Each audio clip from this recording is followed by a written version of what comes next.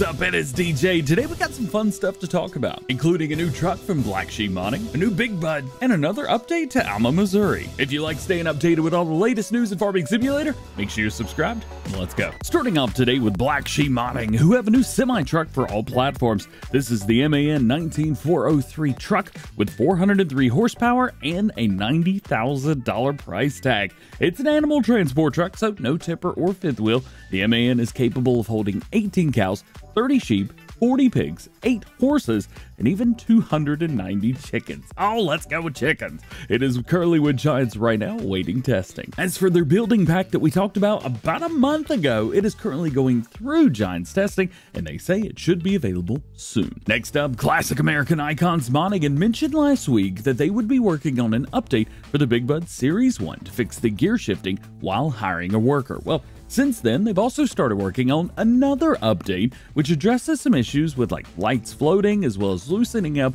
the center connection so that it reacts to bumps and terrain a little bit better. Very similar to the way that Crawl Farm's Steiger works, but maybe not so extreme. This is the second update. It will be sent out for testing sometime this week, so keep a lookout. 2 updates in the future for Big Bud Series 1. But speaking of 2, they have officially announced the start of the Series 2 project, teasing the HN360 hood. This image is all we've got right now, but I will be keeping you updated once more information has been announced. We've got some great news from Dense Modding and his partners STX and Deluxe. I still don't know how to say it. Regarding the John Deere 8R and 7R, there's going to be a new rock box option, but with a twist. Most of the time, these don't work, or you can't open them, or they're just for show. Well, this one looks like it has the option to add rocks, just like you can add extra weights. And speaking of, you can also add extra weights to the side of the rock box for even more weight. We'll also be getting some fatty tire options and new Firestone tires, at least on the 2028R, thanks to Casarius Modding. And one of the greatest things, more versions. In addition to the EU version that we already have and the US version that we know we're going to be getting,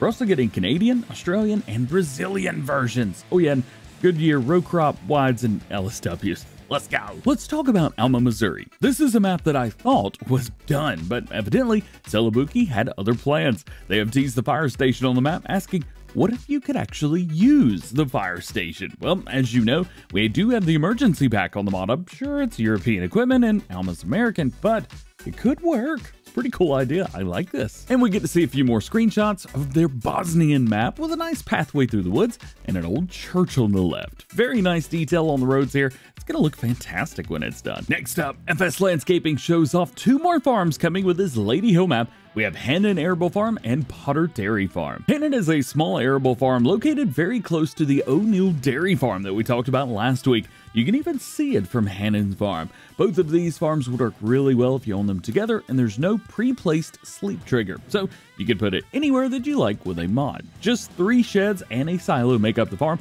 along with that farmhouse. Additionally, FS Landscaping is planning to add a few more fields around the farm. As for Potter Dairy Farm, it is located on the other side of the map, a decent-sized dairy farm with lots of fields surrounding it. There's also a nearby pond, which could be used as a water supply, and a more diverse amount of sheds, as well as the silage clamp. Both farms can be purchased on the map and will be great additions to the quarry, dirt track, and O'Neill farm that we've already talked about. Check out FS Landscaping on YouTube, see the full video, and all the other stuff you may have missed. And lastly today, Carl TG shows off a few more screenshots of their next map and says that the old village is ready to go. Included are 6 custom buildings with 3D textures, of course, and some fields in between the houses. Next up are the forestry areas. And next up for us is the segue to the outro. Just like every episode of Farm Sim News, links to everything we talked about today can be found in the description. And you can check out the entire video in the form of a news article on farmsimnews.com, thanks to Yo's Modding. Remember, there are no release dates for mods, so no one knows when any mod is going to be released.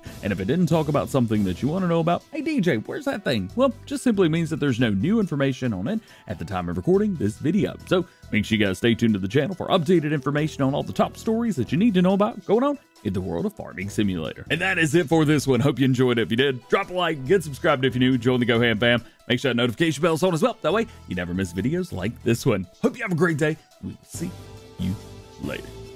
Peace.